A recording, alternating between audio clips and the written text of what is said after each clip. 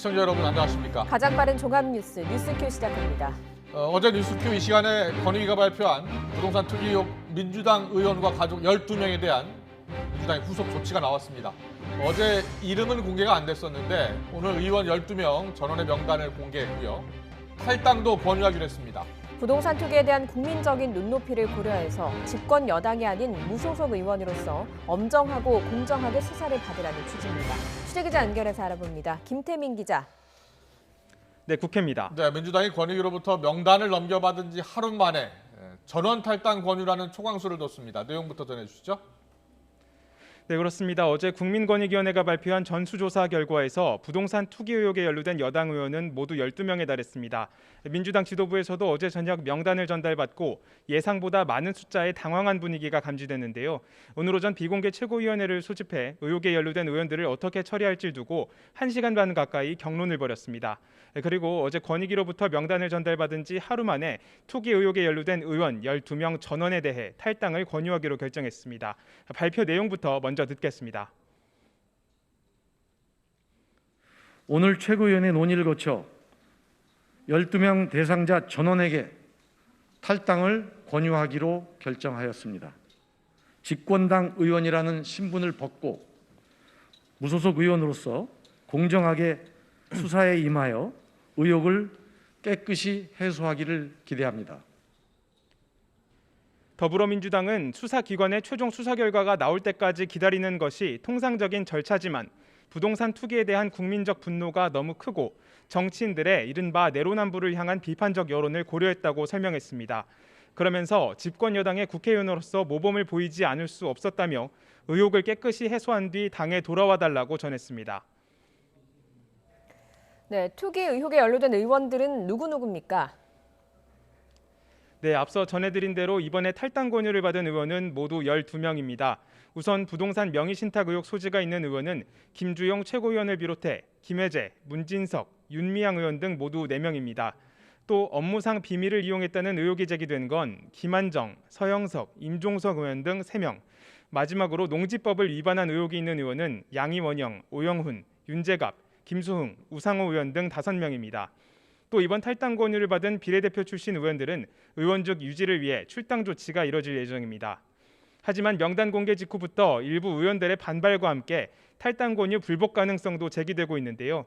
탈당을 받아들이면 혐의를 인정하는 모습으로 비춰질 수 있다며 수용 여부를 고민하고 있는 것으로 전해졌습니다.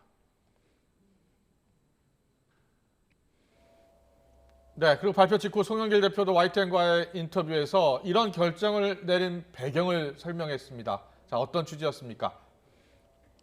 네, 앞서 송영길 대표는 이달 초 소속 의원들의 부동산 투기 의혹에 대해 즉각 출당 조치하고 무혐의가 확정되기 전까진 복당을 금지하는 등 엄격한 윤리 기준을 적용하겠다고 공언했는데요.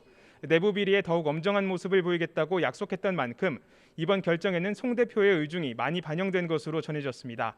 송영길 대표는 12명의 의원들에게 탈당을 권유한 사실을 발표한 직후 YTN과의 인터뷰를 통해 이번 결정 배경을 다시 설명했는데요. 함께 들어보겠습니다.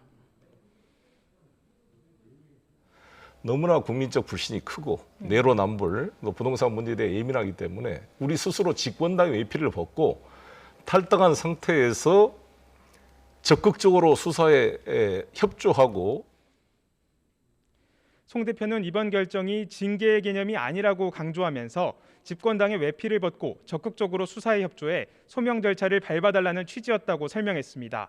그러면서 어젯밤 명단을 전해받고 잠도 제대로 이루지 못했다면서 일부 의원들의 항변에도 불구하고 기득권을 내려놔달라고 요청했다고 말했습니다. 이어 해당 의원들이 선당 후사의 관점에서 권유를 수용할 것이라고 생각한다고 덧붙였습니다. 이 밖에 명단 공개를 요구하며 압박했던 국민의힘을 향해서는 권익위 전수조사를 받으라고 재차 강조했습니다.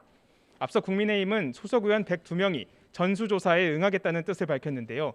다만 더불어민주당 출신 전현희 위원장이 이끄는 권익위가 아닌 권력으로부터 독립된 감사원에게 조사를 받겠다며 조만간 감사를 의뢰할 예정이라고 설명했습니다.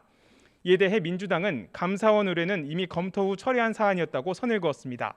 그러면서 감사원법상 국회 공무원은 감사 대상이 되지 않는다며 국민의힘도 이런 사실을 알 텐데 왜 감사를 추진하겠다는 건지 이해가 되지 않는다며 꼬집었습니다. 정의당 역시 국민의힘도 비판할 명분이 없다며 권익위 전수조사에 임하라고 일침을 가했습니다. 특히 이번 민주당의 결정으로 국민의힘을 향한 전수조사 요구도 이어질 것으로 보입니다. 지금까지 국회에서 YTN 김태민입니다. 국민권익위원회에서 더불어민주당 의원 12명이 부동산 불법 거래 의혹이 있다고 밝힌 데 대해서 지금 들으신 것처럼 당이 탈당을 권고하면서 파장이 커지고 있습니다. 김성달 경실련 부동산 건설개혁본부 국장과 함께 관련 이야기 좀 더 나눠보겠습니다. 국장님 나와 계시죠? 네, 안녕하세요. 네, 안녕하십니까. 자, 어제 부동산 불법 거래 관련 의원 12명이라고 밝혔고요. 그런데 어제는 당이 명단을 공개하지 않았습니다. 그래서 과연 명단을 공개할지 여부가 관심이었는데 명단도 공개하고 또 탈당 조치하기로 했습니다. 자, 어떻게 보셨습니까? 네, 당연히 이제 당 대표께서도 약속하셨던 것만큼 하셨다는 건 당연한 조치다. 또 사실 이제 혐의 의혹으로만 공개하셨는데 도대체 어떤 혐의인지에 대한 구체적인 내용이 좀 공개되는 것도 필요하다라고 보여지고요. 예. 아니, 또 하나는 지금 의원들이 이 부분에 대해서 반발할 수 있지 않겠느냐고 하시지만 의원들 스스로도 떳떳하다면 관련 내용들을 좀 공개하고 그에 따라서 또 혐의가 있다면 수사를 통해서 또 증명되면 되지 않을까 생각이 듭니다. 네네. 자, 의원들 이름이 모두 공개가 됐고요. 이제 의혹들도 나오기 시작했고 해명도 나오기 시작했습니다. 본인들도 적극적으로 지금 해명을 하고 있는 것으로 전해지고 있는데요. 일단 국민권익위 조사에서 드러난 12명의 의원들 탈법 의혹들, 자, 의혹들 자체만으로 봤을 때도 굉장히 실망스러운 부분 아니겠습니까? 네, 지금 문재인 정부에서 국민들이 가장 심각하게 문제 제기하고 고통받는 게 부동산 가격 상승에 따른 고통입니다. 예. 근데 대통령께서는 공정과 소득주도 성장을 강조하셨지만 결과적으로 이번에도 드러난 것처럼 국회의원들조차도 불로소득 중심의 어떤 국민들을 고통스럽게 하는 정책을 통해서 불로소득을 취한 것이 나타났다라고 판단할 수밖에 없다고 보거든요. 예. 이 부분에서 국민들이 더 크게 분노할 것이다 보고 또 하나는 지금 이 정부에서 계속 공직자 투기 의혹이 나타나고 정부는 조사를 하는데 이게 네. 다야? 라는 국민적 의혹이 있습니다. 왜냐하면 예. 여전히 사람 중심으로 그분들이 가지고 있는 부동산 거래 내역 중심으로만 조사를 하다 보니까 네. 차명이나 이런 걸 통해서 가지고 있는 조사나 불법 혐의는 제대로 조사하지 않은 거 아니야? 이런 의혹이 있습니다. 이 부분에 네네. 대해서는 추가적인 더 조사가 이루어져야 된다고 봅니다. 그렇죠. 지금 차명 거래 의혹은 제대로 밝혀내기가 지금 어려운 상황입니다. 물론 권익위의 권한이 직접 조사권이 없기 때문에 자료 제출에 의존할 수밖에 없고요. 일부 의원들 같은 경우에는 금융거래 내역 자료 제출을 거부했다고 합니다. 조사 범위도 지금 7년으로 한정돼 있고요. 그래서 지금 경실련에서 생각하기로는 실제로 불법 거래가 더 많았을 수 있다 이렇게 보고 있는 거죠. 네, 국민들이 궁금해하시는 게 이거 같습니다. 예. 도대체 이 정부에서 개발을 하는데 그 개발된 토지를 사들인 사람들은 누구냐? 그 안에 어떤 외지인이 들어가면 외지는 얼마가 되고 외지인 중에 공직자는 또 얼마가 되고 그중에 국회의원도 있는 것인가?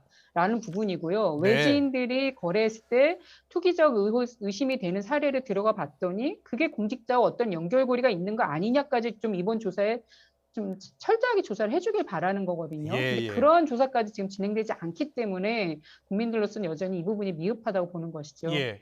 그런데 이 12명에 대해서 권익위가 합동수사본부에 수사 의뢰를 했습니다. 그런데요. 합동수사본부 수사 지금 중간수사 결과 발표 내용을 보면 기대에 미치지 못하고 있습니다. 현재까지 구속된 고위공직자 없고요. 국회의원도 한 명을 제외하고는 강제수사 착수하지도 못했습니다. 그래서 이 부실하다는 비판이 나오고 있는데 경실련에서는 어떻게 보고 있습니까? 예, 이 LH 땅 투기 의혹도 그렇지만 국민적 분노는 막 하늘로 치솟고 있는데 반해 정말 실질적으로 법적 책임을 질 수 있을 거냐에 대해서는 다들 이제 반신반의하는 평가가 있습니다. 이거는 현재 제도와 수사의 한계가 분명히 있기 때문에 그런 것으로 보여지고 사실 잘못한 것이 있으면 어떠한 제도를 통해서라도 제도 개선을 통해서라도 처벌받을 수 있고 책임받을 수 있도록 하는 것이 또 국회와 정치권의 역할이라고 보여지고요. 네. 그렇게 갈 수 있도록 해야 된다고 봅니다. 또 하나는 사법부의 판단은 받다 하더라도 그건 추후에 이루어지는 것이기 때문에 지금의 이 상황에 대해서 충분하게 국민들이 납득할 수 있도록 자료나 이런 결과들을 공유하는 것이 매우 중요하다고 보여집니다. 그렇습니다. 좀 더 조사 결과를 지켜보고 수사 결과를 지켜보고 또 이야기 나누겠습니다. 이번 문제와 관련해서 다른 당 의원들도 전수조사에 동참해야 하는 것 아니냐 이런 목소리도 커지고 있습니다. 국민의힘 의원들 일단 국민의힘은 뭐 여당 의원 출신인 전현희 위원장의 권위기를 믿을 수 없다. 그래서 뭐 최재형 감사원장의 감사원에서 해야 한다 이런 주장을 펴고 있습니다. 이런 주장에 대해서는 어떻게 보십니까? 그래서 국민들이 그 부분에서는 동의하기 어려울 것 같습니다. 지금 성역 없이 이 부분에 대해서 공직자 누구도 성역 없이 투기 의혹에 대해서 낱낱이 조사해야 된다라는 거거든요. 예. 근데 마치 정치적으로 조사될 걸 우려해서 권익위로 안 간다라는 것을 이해할 수 없고 결과적으로 국민의힘도 조사를 받겠다고 하면 감사원으로 하겠다는데 감사원은 조사 대상에 국회의원이 없다고 또 얘기들 하시잖아요. 네. 그러면 그 한계를 어떻게 뛰어넘을 것인지 그냥 이것도 보여주기식 아닌지 국민들이 의심할 수밖에 없습니다. 그래서 예. 정치적 조사가 우려된다면 그 과정에 더 적극적으로 개입하셔서 투명하고 공정하게 조사가 이루어지도록 감시하고 결과가 나올 수 있도록 역할을 해주시는 게 오히려 좀 필요하지 않을까 싶습니다. 네, 국민의 눈높이로 봤을 때는 이러한 변명 통하지 않는다. 전수조사에 적극 협조해야 된다라는 의견을 주셨고요. 구체적인 사례를 조금 더 자세히 보면요. 권익위 발표처럼 업무상 비밀을 이용해서 지금 투기한 의혹이 있는 사례 3건이 확인됐습니다. 국회의원들이 미공개 정보를 접할 위치에 사실이 있고요. 이런 정보를 이용해서 지금 투기 의혹이 나오고 있는데 이런 사례를 좀 뿌리 뽑을 수 있는 방법이 있겠습니까? 일단은 이제 업무상 알게 된 정보를 이용해서 불로소득을 취하는 것에 대해서는 당연히 법에서 이제 처벌을 해야 된다. 드러난 예. 상황에 대해서 이번에 이해충돌 방지법이 제정돼서 어떤 처벌 조항은 생겼습니다. 그런데 이제 그것뿐만 아니라 사전 방지도 중요하거든요. 예. 그 사전 방지를 할 수 있는 게 결국은 공직자들이 어떤 부동산 거래 내역이나 가진 재산을 투명하게 국민들한테 공개해서 상시적인 감시가 이루어지도록 하는 것이 중요합니다. 네네. 그런데 지금도 공직자 재산 공개가 이번에도 개선이라고 나온 것이 모든 공직자에게 신고를 의무화하겠다는 정도에 그쳤습니다. 근데 네. 신고만 해서는 국민들이 이 내용을 알 수가 없거든요. 그러니까 네. 신고하고 적어도 4급 이상의 공직자에 대해서는 국민들에게도 다 좀 낱낱이 공개해 주도록 제도 개선이 이루어져야 되고 예. 고지 거부를 통해서 은닉할 수 있는 여지가 여전히 남아있기 때문에 본인 배우자 이해 직계가족에 대한 고지 거부도 폐지하는 어떤 제도 개선책이 나와야지만 예. 어떤 이제 근본적인 사전 예방책이 되지 않을까 싶습니다. 네, 알겠습니다. 여야 의원 누구를 막론하고 철저한 조사가 필요하다는 말씀해 주셨습니다. 지금까지 김성달 경실련 부동산건설계획본부 부국장과 함께 이야기 나눠봤습니다. 잘 들었습니다. 고맙습니다. 네, 감사합니다.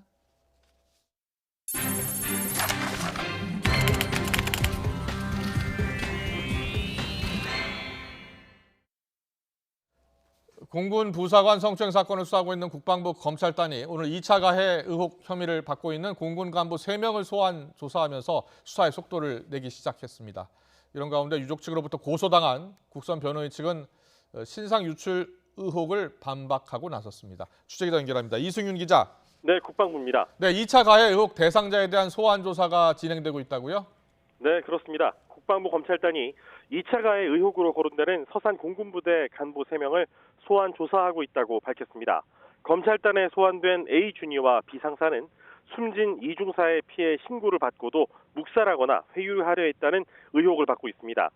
시 하사는 이 성추행 사건이 벌어지던 차량을 운전한 인물로 3사람 모두 이제 피의자 신분입니다. 국방부는 이들 외에 군 간부 여러 명을 참고인 자격으로 불러서 조사하고 있다고 전했습니다. 검찰단 조사와는 별도로 국방부 조사본부 수사팀은 충남 서산 공군부대에서 사건 발생 직후 처리 과정에 문제가 없었는지를 집중적으로 살피고 있습니다. 또 국방부 감사관실은 군 양성평등센터와 서산 공군부대에서 성범죄 대응 매뉴얼이 제대로 작동했는지, 해당 사건이 축소 보고되거나 보고 과정에서 윗선 등의 개입이 있었는지를 조사하고 있습니다. 한편 부승찬 국방부 대변인은 이 서욱 국방장관도 이번 사건 조사 대상에 포함되느냐는 질문에 관련 여부에 따라 성역 없이 수사한다는 게 원칙이라고 강조했습니다. 어제 유족 측이 고소한 국선 변호인 측에서 부실 변호 의혹에 대한 입장을 냈죠? 네, 그렇습니다. 성추행 피해 공군 부사관 사망 사건과 관련해 피소된 이 공군 법무실 소속 국선 변호사 A씨 측은 이 고인에 대한 신상 유출 혐의는 사실 무근이라며 해당 내용을 보도한 언론사 기자 등을 고소하겠다고 밝혔습니다. A씨 측 변호인인 이동우 변호사는 고인의 신상 정보를 외부로 유출했다고 보도한 MBC 기자와 기사에 언급된 법조계 관계자 등을 허위사실 유포에 따른 명예훼손 혐의로 조만간 민간검찰에 고소할 계획이라고 밝혔습니다. 또 유족 측이 고소장에 적시한 이 직무유기 혐의에 대해서는 검찰 수사를 받는 사안에 대해서는 적극적으로 해명하겠다는 입장을 전했습니다. 이와 관련해 부승찬 대변인은 오늘 정례 브리핑에서 수사 중인 상황이라 답변이 적절치 않다고 본다며 말을 아꼈습니다. 앞서 오늘 오전 이 변호사는 국방부 검찰단에 고소장을 제출하고 기자회견도 할 예정이라고 밝혔지만 이후에 민간인을 고소하는 관할 문제로 국방부 검찰단 대신 수사기관에 접수할 예정이라며 돌연 회견을 취소했습니다. 유족 측과 이 국선 변호인의 공방이 예고된 가운데 이 국방부 검찰단이 부실 수사 의혹을 어떻게 처리할지에 대한 관심도 고조되고 있습니다. 지금까지 국방부에서 YTN 이승윤입니다. 얼마 전 충북 충주 공군 제19 전투비행단에서 군사경찰대대 하사가 여군 여러 명을 불법 촬영한 혐의로 구속이 됐는데요. 여군뿐만 아니라 민간인 피해자들도 있는 것으로 파악됐습니다. 그런데 수사 초기 군사경찰은 도리어 가해자를 옹호하며 사건 축소에 급급하고 피해자들을 성희롱하기까지 했다는 추가 폭로가 나왔습니다. 취재기자 연결합니다. 임성호 기자. 네, 서유보입니다. 네, 여군 여러 명을 불법 촬영한 이 공군 군사경찰대대 하사 지금 수사받고 있는데요. 민간인 피해자들도 확인됐습니까? 네, 그렇습니다. 이 군사경찰대대 하사 A씨는 여군 여러 명을 불법 촬영한 혐의로 현재 구속됐는데 군 성폭력 상담소는 A씨가 여군 말고도 민간인 여성 2~3명 이상도 불법 촬영했다고 폭로했습니다. 이들은 자신들이 불법 촬영된 사실조차도 모르는 것으로 알려졌습니다. 상담소 측은 또 A씨가 지난해에도 여군을 상대로 성범죄를 저지른 것으로 확인됐다고 밝혔습니다. 당시 피해자는 이번에도 불법 촬영 피해를 당한 여군들 중에 한 명이었는데요. 피해 여군이 당시 재발 방지 대책을 요구했지만 내부 징계도 없었고 수사도 없었던 것으로 드러났습니다. 네, 사건의 파문이 점점 커지고 있는데 군사경찰 초동 수사도 부실했다는 폭로가 나왔다고요? 네, 그렇습니다. 우선 피해 여군들이 이번에 사건 직후 숙소 내 몰래카메라가 있는지 탐지해를 해달라고 요구를 했지만 군사경찰은 이를 묵살했다가 지난주 사건이 폭로되자 뒤늦게 수용한 것으로 전해졌습니다. 또 수사 초기 군사경찰대원들이 가해자가 불쌍하다고 옹호하는 발언을 공공연히 하고 또 피해자가 추가 피해 사실을 밝히면 가해자를 죽이려는 거냐고 협박까지 했다는 주장도 나왔습니다. 심지어 수사 계장인 준위는 피해자들에게 차라리 자신과 놀지 그랬냐고 말하는 등 성희롱을 일삼았다는 폭로도 나왔습니다. 상담소 측은 이런 점 때문에라도 공군 중앙수사대가 아니라 국방부 조사본부가 이 사건을 수사해야 한다고 촉구했습니다. 또 비군사범죄 사건 수사와 재판을 민간으로 이양하지 않는 한 이 같은 군내에 만연한 성폭력 범죄는 피해자 관점에서 해석되기 어려울 거라고 꼬집기도 했습니다. 지금까지 사회부에서 YTN 임성호입니다. 민주노총의 타워크레인 노조가 오늘부터 무기한 파업에 돌입했습니다. 최근 있었던 소형 타워크레인 사고들이 등록 취소나 리콜 대상 장비가 쓰였다면서 추가 사고를 막으려면 정부의 관리 감독이 철저해야 한다고 촉구했습니다. 현장에 나가 있는 취재기자 연결합니다. 정현우 기자. 네, 서울 둔촌동에 있는 공사 현장에 나와 있습니다. 네, 노조가 파업에 들어갔는데요. 정 기자가 있는 현장에서도 타워크레인 운영이 멈췄습니까? 네, 그렇습니다. 이곳 둔촌동 공사 현장에서 설치되어 있는 타워 크레인은 모두 50대가 넘습니다. 네, 오늘 오전 파업이 시작되고 난 뒤에 이곳 현장에서 움직이는 타워 크레인의 모습을 확인하기는 어려웠습니다. 민주노총 노조 측 관계자는 이곳 둔촌동에 있는 타워 크레인 가운데 최소 70%, 최대 90%까지가 오늘 운영을 중단한다고 설명했습니다. 오전 10시쯤 파업이 시작되고 난 뒤 현장에 있는 노동자들이 타워 크레인에서 내려오면서 현수막을 걸어두고 있는 모습도 확인이 됐었는데요. 그동안 문제가 됐었던 소형 타워 크레인과 관련된 문제를 정부가 관리 감독을 제대로 하고 있지 않다는 내용 등이 포함됐습니다. 조정 등을 거치고 난 뒤 노조 측은 어제까지 파업 여부 투표를 진행했는데 찬성은 83.1%로 나왔습니다. 타워 크레인 노조 측은 이번 파업의 배경으로 안전하지 않은 소형 크레인 공사 현장을 꼽았습니다. 지난 2월 국토교통부는 용접 불량 등 이유로 안전 기준을 위반한 것으로 확인된 소형 크레인 3개 기종 120대의 등록을 취소시킨 바 있는데요.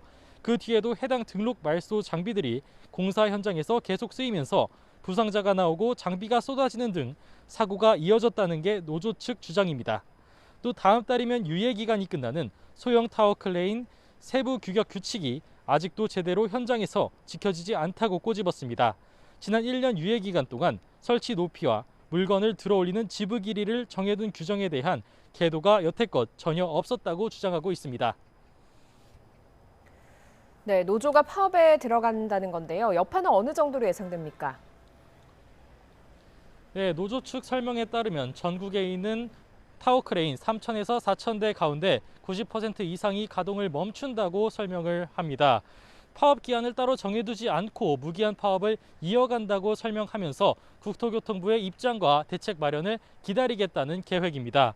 일단 노조 파업 철회 요건은 등록이 취소된 장비에 대해 국토교통부와 지자체의 관리 감독이 강화되는 겁니다. 안전 문제로 리콜 대상에 오른 소형 크레인 등도 즉각 현장에서 운행을 멈추게 해야 한다고 주장하고 있습니다. 또 규격에서 벗어난 소형 타워 크레인들에 대해 제재를 하는 등 엄격한 관리에 들어갈 것도 함께 촉구하고 있습니다. 지금까지 서울 둔촌동 공사 현장에서 YTN 정현우입니다. 대검찰청이 법무부가 추진하고 있는 검찰 조직 개편안에 대해서 여러 문제가 있어 받아들이기 어렵다는 공식 입장을 표명했습니다. 박범계 법무부 장관은 반발 수위가 꽤 높다면서도 공개적인 대응은 자제했습니다. 검찰 취재기자 연결합니다. 우철희 기자. 네, 대검찰청입니다. 네, 대검이 이 검찰 조직 개편안에 대해서 공개적으로 반발하고 나선 모양새죠? 네, 그렇습니다. 오늘 오전 대검찰청이 조직 개편안에 대한 대검 입장이라는 제목의 공지를 출입 기자단에 전달했습니다. 한마디로 요약하면 법무부가 추진하는 검찰 조직 개편이 법 위반 소지 등 여러 문제가 있어 우려스럽고 받아들이기가 어렵다는 겁니다. 김호수 총장은 어제 오후 참모들과 대검 부장회의를 소집해서 조직 개편안에 대해 논의하고 여러 의견을 모았습니다. 일단 조직 개편의 취지인 인권보호와 사법통제 기능 강화를 위해 인권보호관 확대와 인권보호부 신설, 수사협력 전담부서 설치에는 공감한다고 뜻을 모았습니다. 다만 이번 조직 개편의 핵심인 일선 형사부의 직접 수사 제한에 대해서는 법 위반 소지가 있다고 지적했습니다. 현행 형사소송법에는 검사는 범죄 혐의가 있다고 사료하는 때에는 범인, 범죄 사실과 증거를 수사한다고 규정하고 있습니다. 그런데 직접 수사 제한이 형사소송법과 검찰청법 등에 규정된 검사의 직무와 권한 그리고 기관장의 지휘, 감독권을 제한할 수 있다는 겁니다. 이와 함께 민생과 직결된 범죄에 대해 검찰이 신속하게 직접 수사에 착수할 수 없어 공백이 발생하는 동시에 그간 공들여 추진해온 형사부 전문화 등의 방향과도 배치될 수 있다고 주장했습니다. 특히 일선 지청 단위에서 직접 수사를 개시할 때 법무부 장관 승인을 얻어야 하는 부분을 두고는 강력하게 비판했습니다. 검찰의 정치적 중립성과 독립성을 심각하게 훼손시키는 등의 여러 문제가 있어 받아들이기 어렵고 일선 검사들도 대부분 우려를 표시한다는 겁니다. 그러면서 일선 지검 형사부에서 직접 수사를 개시할 때 검찰총장의 승인을 얻도록 한 부분 또한 국무회의 통과가 필요한 대통령령인 직제에 담기보다는 대검 독자적으로 개정할 수 있는 예규나 지침 등으로 규정하는 것이 타당하다고도 했습니다. 이와 함께 검찰의 부패 대응 역량 유지를 위해 부산지검의 반부패 수사부를 신설하는 것이 반드시 필요하다고 요구했습니다. 네, 법무부의 입장도 궁금합니다. 박범계 장관의 반응은 어땠습니까? 네, 상당히 세다, 견해 차이가 있는 것 같다 이렇게 다소 놀란 반응을 보이면서도 가급적 말을 아끼는 모습입니다. 직접 들어보시죠. 상당히 세더구만요. 법리에 대한 견해 차이가 있는 것 같은데 오늘은 뭐 바로 그렇게 반응하기는 좀 그렇고. 박범계 장관은 또 장관 승인 문제를 둘러싸고 정치적 중립성과 독립성을 훼손할 수 있다는 지적에는 할 수 있는 얘기라고 언급하면서도 김호수 총장을 다시 만날 것이냐는 질문엔 상황을 좀 보겠다고 즉답을 피했습니다. 김호수 총장 역시 오늘 취임 인사차 대한변호사협회를 방문했는데 대검의 입장 표명과 관련한 질문에는 더욱 말을 아꼈습니다. 오늘 예방 자리에 오셨는데 그 부분은 여기서 말씀드리기가 적절치 않은 것 같습니다. 오늘 인사하러 왔으니까. 다만 대검의 공식적인 입장 표명은 김호수 총장이 주재한 참모회의를 통해 의견을 모은 만큼 사실상 김 총장의 입장과 다르지 않다고 봐도 무방합니다. 특히 최근 고위 간부 인사에서 검찰 내부 구성원들의 기대와는 달리 특정 성향 우대 인사 논란으로 김 총장에 대한 책임론이 불거지는 상황에서 조직 안정을 위한 승부수를 걸었다는 분석도 나오고 있습니다. 지금까지 대검찰청에서 YTN 오철입니다. 김호수 신임 검찰총장이 김진욱 고위공직자 범죄수사처장과 처음으로 만나서 앞으로 두 기관이 서로 협조하고 소통하겠다고 밝혔습니다. 김 총장은 오늘 오후 2시 공수처 과천청사를 찾아서 김 처장과 30분가량 면담했습니다. 면담이 끝나고 청사에 나온 김 총장은 기자들과 만나서 공수처와 갈등을 겪었던 현안에 대해선 논의하지 않았다며 이첩에 대한 대검 예규 등 구체적인 쟁점은 실무진들이 해나갈 것이라고 밝혔습니다. 김호수 검찰총장이 대검찰청 조직 개편안에 대해서 공식적으로 반기를 든 모양새인데요. 전직 장관과 검찰총장 간의 갈등을 지켜봤었고 또 이를 경계하고 있는 박범계 법무부 장관으로서는 고민이 더 깊어질 것 같습니다. 검찰 고위직 인사에 이어 조직 개편안까지 장관과 총장 간의 긴장 관계를 짚어보고 향후 예상되는 파문도 전망해 보겠습니다. 김광산 변호사 나와 있습니다. 어서 오세요. 어서 오십시오. 네, 안녕하세요. 예, 안녕하세요. 지난주에 검찰 고위직 인사가 있었고요. 네. 오늘 이제 조직 개편안에 대한 대검찰청의 입장이 나왔는데 대검의 입장이라는 것은 검찰 의견을 종합해서 김호수 총장이 의견을 표명한 겁니다. 자, 그렇죠. 예상하셨습니까? 아니, 그럴 수밖에 없다고 저는 예, 봐요. 예. 그러니까 이제 공식적으로 이제 반기를 들었다 이렇게 볼 수가 있는데 이제 조직 개편의 핵심은 그거잖아요. 이제까지 이제 검경 수사권 조정을 하면서 6대 범죄에 한해서만 검사가 수사할 수 있도록 하는데 예. 형사부 검사는 6대 범죄 수사하는 데 있어서도 검찰총장 또는 장관을 승인을 받도록 한 것이란 말이에요. 그렇지 않으면 이제 수사를 못하도록 한 거기 때문에 예. 형사부도 모든 형사부 검사가 할 수 있는 게 아니에요. 딱 정해진 형사부만 수사할 수 있도록 하고 그 수사도 사실은 이제 제한을 둔 거죠. 예. 그래서 이제 검사들 입장에서 보면 이건 그 지금 이전에 특수부, 공안부, 뭐 강력부가 다 폐지됐지 않습니까? 네. 그럼 형사부의 수사 자체도 이렇게 제한을 하는 것 자체는 결국 검찰 자체의 어떤 수사권을 폐지하려는 게 아니냐. 그렇기 때문에 아마 검찰 내에서 이번 조직 개편안에 대해서 찬성하는 검사는 거의 없을 거라고 봐요. 예. 그러면 결과적으로 검사들이 이구동성으로 이번 조직 개편안을 반대할 거고 아무리 검찰총장의 입장에서는 현 정부와 어떤 코드가 맞고 박범계 장관하고 의견이 같은다 할지라도 사실 반대되는 의견을 전달할 수는 없죠. 왜냐하면 네. 그것은 자기 혼자만의 의견이기 때문에 그렇군요. 예. 아마 김호수 총장도 거의 검사들과 똑같은 의견일 거예요. 예. 그렇기 때문에 전체적으로 의견을 취합했는데 이제 여러 가지 문제가 있다. 이걸 전달을 한 건데 네. 이제 핵심은 제가 볼 때는 언론 보니까 세 가지 들어가요. 네. 첫 번째는 총장이나 또는 장관의 승인받아서 수사하도록 되어 있거든요. 그러면 이것은 민생 수사를 할 때 신속성이 위반된다는 거죠. 아. 총장 승인을 할지 장관 승인 절차 거치려면 시간이 많이 걸리거든요. 예. 어떤 때는 뭐 일주일 아니면 보름 한 달 동안 거치는 경우가 있는데 그런 민생범죄의 어떤 신속 수사에 반한다는 거고요. 그다음 두 번째는 이제 가장 중요한 부분인데 정치적 중립성과 독립성이 검찰 개혁의 가장 핵심인데 예. 총장과 장관을 승인을 받아야만 수사할 수 있다고 한다면 예. 결국 중립성이나 독립성을 해할 수밖에 없다는 겁니다. 그래서 세 번째, 이번도 굉장히 중요한 부분이에요. 네.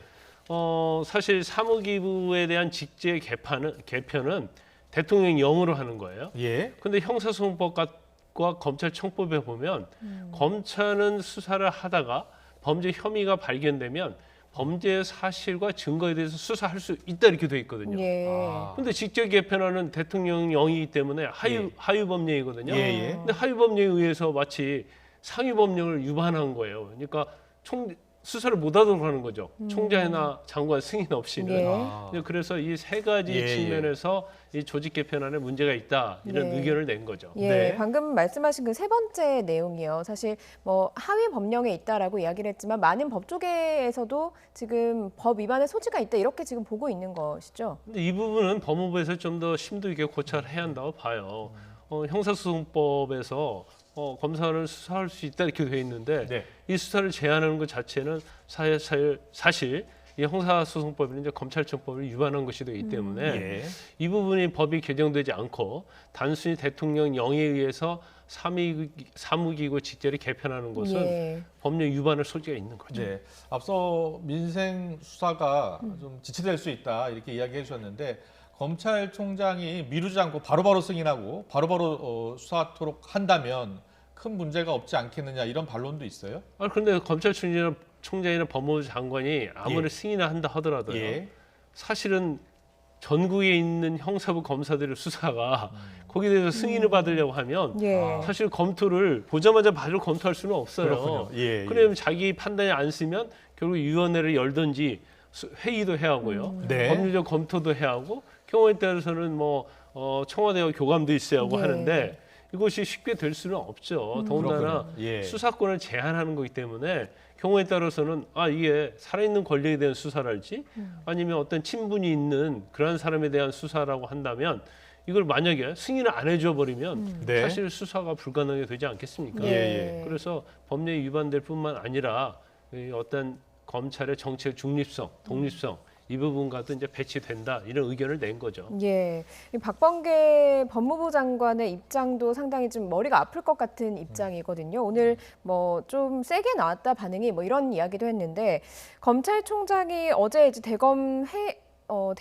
부장회의에서 나온 내용이다 보니까 이걸 아예 무시할 수도 없고 또 어떻게 해야 될까 향방이 좀 결정돼야 될 것 같거든요. 그런데 어떻습니까? 지금 대검에서 입장을 명백하게 냈잖아요. 그래서 아무리 박범계 장관에도 이를 무시하기는 좀 힘들 겁니다. 예. 일단 박범계 장관이 처음에 조직 개편을 낼 때는 이미 검경 수사권 조정이랄지 이런 부분들이 이루어졌기 때문에 아마 형식적인 의견 수렴 정도 생각했을 거예요. 예. 더구나 김호수 검찰총장이 임명이 되고 또 김호수 검찰총장은 뭐 검찰 개혁이랄지 이제 그런 부분에서 현 정부 코드가 맞다고 생각했을 겁니다. 예. 그러면 아마 조직 개편을 이대로 밀어붙여도 전혀 문제가 없을 거다 이런 생각했을 가능성이 커요. 예. 그렇지만 또 김호수 검찰총장 입장에서 보면 그냥 뭐 거기에 끌려갈 수 없는 입장이죠. 더군다나 지난 인사청문회 때도 계속적으로 친정부 성향의 검사가 아니냐 예. 이런 공격을 굉장히 많이 받았고 또 지난번 검찰 고위직 인사 있을 때도 사실은 장관으로부터 패싱을 당했거든요. 예. 그래 만약에 조직 개편과 관련해서도 법무부의 편을 들어주게 되면 본인의 어떤 입지가 굉장히 약화되고 예. 또 검찰 조직을 사실은 장악하게 한다는 것은 제가 볼 때는 불가능해요. 그렇군요. 그래서 예. 본인 입장에서는 다른 의견이 있다 하더라도 이제 불가피한 선택이었다 이렇게 봅니다. 예. 예.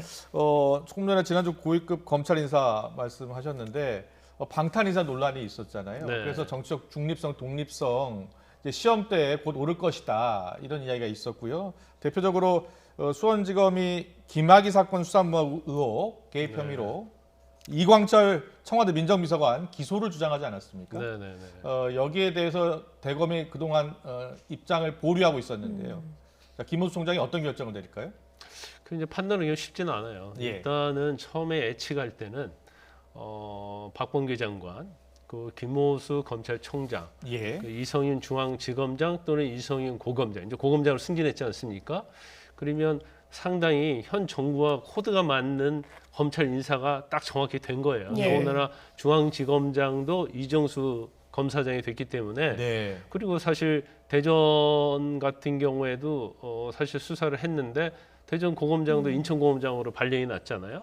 그리고 김학의 불법 출금과 관련된 수사는 수원 고검과 수원 지검이었는데 다 좌측 인사가 났단 말이에요. 예. 그러면 결과적으로 현 정부에서는 그 아까 두 가지 사건이 가장 현안인데 예. 거기에 대한 어떻게 보면 검찰 고위직 인사에서는 이제 장악을 했다 이렇게 볼 수는 있을 겁니다. 예. 근데 그렇지만 김호수 총장이 제가 굉장히 전에도 이제 언론에서 마찬가지고 저도 굉장히 친정부 성향이고 예. 결국은 현 정부와 코드를 맞추면서 박범계 장관과 굉장히 호흡이 잘 맞을 것이다 이렇게 생각했는데 네. 인사청문회 과정을 좀 지켜보면서 이게 잘못하면 윤석열 전 총장의 트라우마가 또 있을 수 있다 그런 생각이 좀 들더라고요. 예. 왜냐하면 그 당시 조직 개편에 대해서도 명백하게 반대는 안 했지만 좀 미묘한 입장 차이를 보냈거든요. 예. 보였거든요.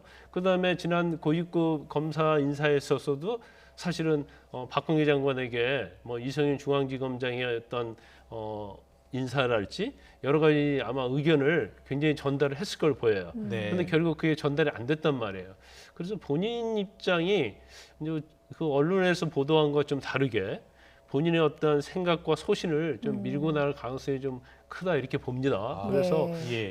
처음에 예측하기에는 김호수 후보자가 총장이 되면 월성 1호기랄지 김학의 불법 출금과 관련된 수사는 이제 물 건너갔다 이런 생각을 많이 하신 분들이 있을 거예요. 예. 그런데 그렇지 않을 경우의 수도 존재한다 저는 그렇게 봅니다. 그 어떻게 예상하십니까? 직제 개편안 법무부에서 좀 밀어붙이겠습니까? 근데 좀 약간 변수는 있을 것 같아요. 네, 왜냐하면 이제 직제 개편안이 왜 중요하냐면요. 이제 고위직 인사했잖아요. 예. 그럼 이제 중간 간부 인사가 있어요. 예. 그렇죠. 뭐 차장, 부장들. 근데 이 사람들은 사실은 수사 실무진이에요. 그래서 직제 개편안이 어떻게 되느냐에 따라서 이 운영이랄지 부서를 어떻게 할 것인지 결정을 해야 하는데 그러려고 하면 직제 개편안에 따라서 사무 기구가 조정이 돼야 하는데 사실 이것은 대통령 영으로 하거든요. 그래서 오늘 아침에 사실은 국무회의에 원래 법무부에서 생각한 직제 개편안이 상정이 돼서 오늘 통과됐어야 돼요.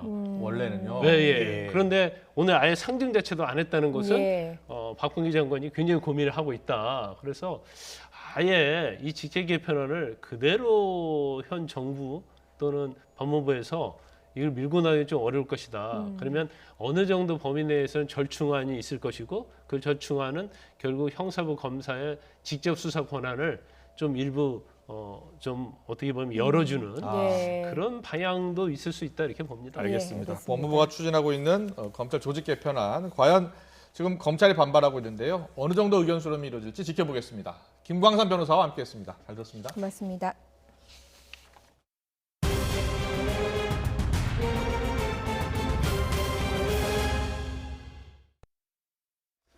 코로나19 확산세가 계속 이어지고 있습니다. 안성시에 있는 농수산물 물류센터에서 26명 집단 감염이 나왔는데 밀폐된 공간에서 에어컨을 가동해 확산된 것으로 추정되고 있습니다. 일반 음식점과 주점 집단 감염도 늘고 있는데요. 방역당국은 환기가 제대로 되지 않은 점을 문제로 꼽았습니다. 취재기자 연결합니다. 양동훈 기자. 네, 경기 안성시에 있는 물류센터에 나와 있습니다. 네, 그곳 물류센터에서 지금 집단 감염이 발생한 거죠? 네, 그렇습니다. 오늘 오전 출근하는 직원들로 북적였던 이곳 물류센터 입구는 지금은 간간히 들어오는 물류 차량을 제외하고는 한산한 모습입니다. 이 물류센터는 전국 각지에서 모인 농수산물을 220여 명 직원이 분류한 뒤 배송하는 역할을 하는데요. 집단 감염이 발생한 이후 문을 닫았다가 방역 작업을 마친 후 오늘 다시 개방했습니다. 이곳에서 확진자가 나온 건 지난 5일로 상온에서 분류 작업을 하던 직원이 먼저 감염됐는데요. 이후 사흘 만에 관련 확진자가 모두 26명까지 늘었습니다. 역학조사 결과 종사자 대부분 마스크는 잘 착용했고 작업 공간에서 2m 이상 거리 두기도 지킨 것으로 조사됐는데요. 다만 농수산물을 냉장 보관하는 장소에 환기시설이 없고 외부와 연결되는 작업 공간은 더운 날씨에 비닐 커튼을 치고 에어컨을 가동한 것으로 파악됐습니다. 환기가 잘 이뤄지지 않은 밀폐 공간에서 에어컨을 가동하다 보니 전파를 막지 못한 것으로 방역당국은 추정하고 있습니다. 또 다른 공간에서 일하는 작업자들끼리 식당과 휴게실 같은 공간을 함께 사용한 것으로 알려졌습니다. 네, 최근 일반 음식점과 주점에서 집단 감염도 늘고 있다고요? 네, 그렇습니다. 중앙방역대책본부는 지난 4월부터 일반 음식점과 주점 관련 집단 감염 사례가 늘고 있다고 밝혔습니다. 대표적 집단 감염 사례인 경기 하남시 음식점에서는 시설 안에서만 20명의 확진자가 발생했는데요. 해당 음식점의 공기 확산 시뮬레이션을 진행한 결과 환기 부족 때문에 감염이 확산된 것으로 평가된다고 설명했습니다. 방역당국은 출입구를 계속 개방해 자연 환기가 이뤄지도록 해야 하고 주방 배기 팬도 계속 가동하라고 강조했습니다. 노인복지시설 내 고령층 집단 감염이나 노래방 등에서의 장시간 접촉으로 인한 집단 감염도 확인됐습니다. 특히 용인시에 있는 노인정에서는 지난달 29일 첫 확진자가 발생한 뒤 총 13명이 확진됐습니다. 노인정은 폐쇄된 상태였지만 동네 주민들이 노인정 근처에서 모여 교류한 것으로 파악됐고 확진자 대부분이 백신 미접종자였습니다. 서울 강남구 부동산 관련 업체에서도 또 다른 집단 감염 사례가 나왔습니다. 지난달 28일 첫 확진자가 발생한 이후 지금까지 총 20명이 확진된 겁니다. 방역당국은 전화 상담 업무를 많이 하는 특성 때문에 비말이 퍼졌을 것으로 추정하고 역학조사를 벌이고 있습니다. 경기 수원시 교회 관련 확진자도 6명 늘어 누적 49명이 됐습니다. 방역당국은 집단 감염을 막기 위해 마스크를 착용하고 의심 증상이 있을 경우 즉시 검사받는 등 방역 수칙을 철저히 준수해달라고 당부했습니다. 지금까지 경기 안성시에 있는 물류센터에서 YTN 양동훈입니다. 경남 창녕 외국인 식당 관련 확산세가 이어지고 있습니다. 경상남도는 창녕 외국인 식당과 관련해서 외국인 14명과 내국인 1명이 추가로 확진 판정을 받으면서 누적 확진자가 67명으로 늘어났다고 밝혔습니다. 다음 주부터 적용될 사회적 거리두기 단계가 오는 금요일에 발표됩니다. 중앙재난안전대책본부는 3주 연장된 기존의 거리두기가 오는 일요일에 종료된다며 금요일에 단계를 확정해서 다음 주 적용할 방침이라고 밝혔습니다. 마스크에 붙이면 답답한 느낌이 좀 줄고 냄새 제거에 도움이 된다는 이른바 마스크 패치 한 번쯤 들어보셨을 겁니다. 그런데 시중에 판매 중인 마스크 패치 제품 모두 안전성 검사를 받지 않은 것으로 조사됐습니다. 개훈이 기자입니다. 온라인에서 판매 중인 마스크 패치입니다. 향기가 나서 마스크에 붙이면 입냄새 제거에 효과적이라고 광고합니다. 코로나19가 장기화되면서 마스크 착용이 일상화되자 마스크 패치 제조업체들도 우후죽순 생겨났습니다. 한국소비자원이 마스크 패치 49개 제품을 조사해봤더니 모든 제품이 안전성 검사를 받지 않은 것으로 확인됐습니다. 방향제나 탈취제는 위해성 평가를 받고 판매해야 합니다. 그런데 마스크 패치는 호흡기와 밀접한 상태에서 사용하는 건데도 단 한 제품도 안전성 검사를 받지 않은 겁니다. 마스크 패치는 마스크에 부착해서 사용하는 방향제로 볼 수 있습니다. 코와 입에 밀착해서 사용하는 제품이기 때문에 안전성이 입증되지 않은 채 시장에 판매돼서는 안 됩니다. 소비자원은 49개 제품 사업자에게 즉각 판매 중단을 권고했습니다. 하지만 한 개 제조사만 안전성 검사를 받겠다고 답했을 뿐 제조를 중단하거나 일반용 방향제로 용도를 바꿔 판매하겠다고 답했습니다. 이에 소비자원은 일반용 방향제로 신고된 제품도 마스크에 부착해 사용하면 안 된다고 설명했습니다. 또 소비자들은 향후 제품 구입 시 안전기준 확인 마크를 확인해야 한다고 강조했습니다. YTN 개훈입니다. 국민의힘 당대표 경선에 불고 있는 영선의 30대 이준석 돌풍. 지난 4.7 재보궐선거에서 등 돌린 젊은 세대의 마음을 확인한 민주당의 입장에선 의식하지 않을 수 없습니다. 그리고 지금 민주당 내에서는 초선을 무대 위로 밀어주려는 움직임이 이어지고 있습니다. 지난달 이준석이 당대표가 되면 국민의힘이 사라질 것 같다라고 했던 정청래 의원은 최근 우리도 김남국이 당대표에 도전해서 바람을 일으켰으면 좋겠다라고 말을 했습니다. 초선인 김남국 의원도 만 38살로 젊은 만큼 민주당 내에서 청년 바람이 있길 바라는 목소리를 낸 겁니다. 그러면서 민주당 초선도 당대표에 도전할 수 있도록 하자는 당규 개정안을 만들었고요. 과반수가 동참하면서 91명의 민주당 의원들이 찬성을 했습니다. 젊은 기수로 당대표에 도전했다가 쓴맛을 본 박주민 의원도 자리에 있었고요. 초선 의원들의 얼굴도 여럿 있었습니다. 김용민 최고위원, 김남국, 장경태, 이수진 의원도 함께 자리에 섰습니다. 현재 전당대회 당규로는 당의 역동성을 구현하기 어렵습니다. 당내 기반이 없는 새로운 인물들이 도전하기 어려운 구조입니다. 당내 기반 유무가 당 지도부 구성에 결정적인 영향을 미친다면 당은 발전하거나 혁신할 수 없습니다. 현재 민주당 당규를 보면 당의 중앙위원들이 본선에 진출할 당대표 후보 3명과 최고위원 후보 8명을 투표를 통해서 선출합니다. 초선을 포함해 주류에 편입되지 않고 당내 기반이 없으면 도전하기 어려운 구조다 보니 영선의 원외 인사인 이준석 같은 인물이 나오기 어렵다는 것이죠. 그래서 이번 당규 개정안에는 예비 경선 선출권을 권리당원에게 주자는 내용이 담겼습니다. 민주당 송영길 대표도 당대표 도전의 벽이 낮아져야 한다면서 긍정적인 대답을 내놨고요. 동시에 초선 의원들을 독려했습니다. 초선을 향한 문자포와 같은 집중 공격은 본인들이 뚫고 나가야 한다면서 자신 있고 패기 있는 정치를 해달라는 주문을 했습니다. 이런 중진들의 독려 속에 이준석 돌풍을 바라보는 초선 의원들의 생각은 어떨까요?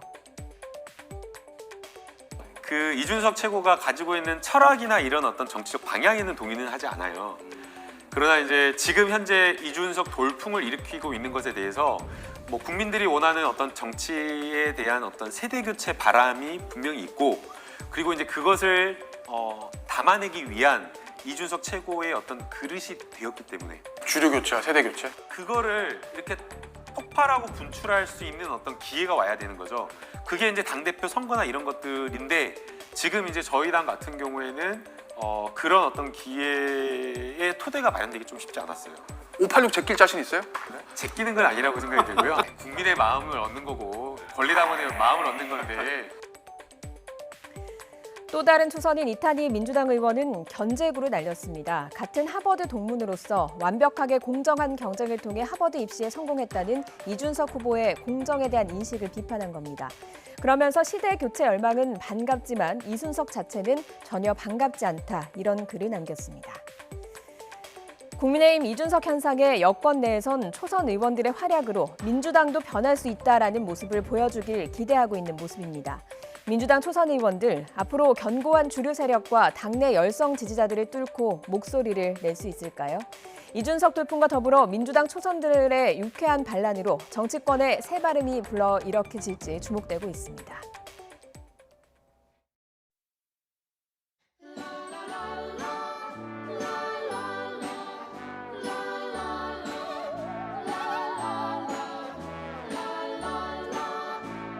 하나, 둘, 셋, 파이팅!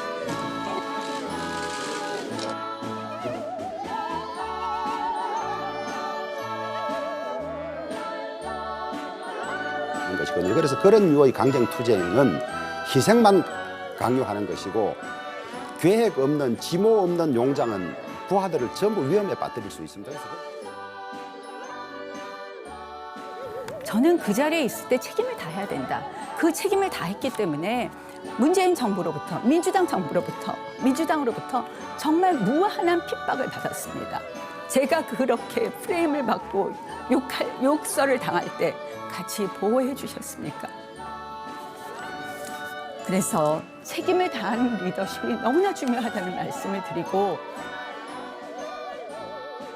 것이고요. 제가 답변할까요? 자, 아까 충분히 말씀하셨으니까 나중에 말씀하십시오. 이준석 후보한테 한 질의하겠습니다. 어쩔 수 없이 소외된 분들에게 사다리를 만들어드리고 그분들과 함께 가는 정당을 만들어가는 겁니다. 그런데 이준석 후보의 이야기를 들어보면 온통 거꾸로 가는 것 같아요. 공천 받는 사람들 자격시험 보겠다고 했는데 이 정치가 머리로만 하는 거라고 생각을 하십니까? 운전을 하는 데 있어가지고 안전을 확보하기 위해 가지고 운전면허 시험을 본다고 해가지고 그게 엘리트주의라고 하는 사람은 없습니다. 제발 과장과 왜곡을 멈춰주십시오. 또 시작했습니다. 제가 우리 이준석 후보한테 제가 한 가지 말씀을 드리고 싶은 것은 이준석 후보 참 말씀 잘하십니다. 근데 정치는요, 머리로만 하는 것도 아니고 입으로만 하는 것도 아닙니다. 정치는 가슴으로 한다는 것을 좀 꼭 새겨주실 것을 부탁드립니다.